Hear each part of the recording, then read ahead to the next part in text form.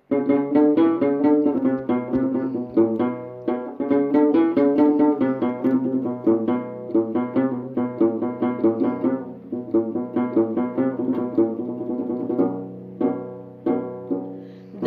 غزاده می زاده در این عمری دو سه روزه به زیر خاک می افته کفن یک سو تن یک سو از روزی مرگ و مردنت ای به خبرند شکور بر سوی گوره بردنت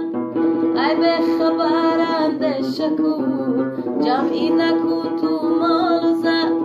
از بحری دختر یا پسر آماده شو بحری سفر ای به خبرند شکور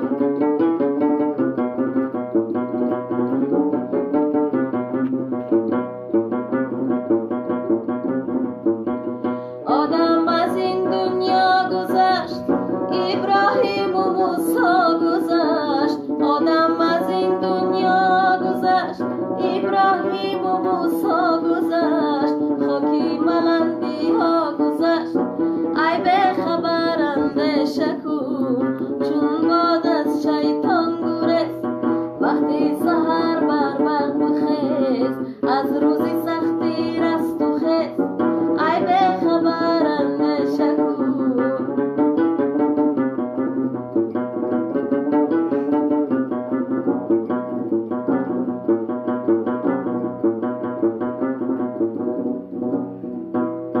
دنیای فانی به وفاست هم به وفاست هم به بقاست دنیای فانی به وفاست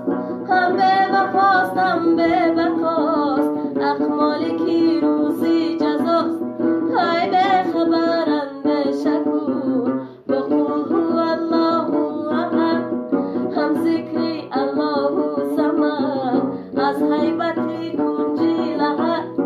ای به خبرند شکور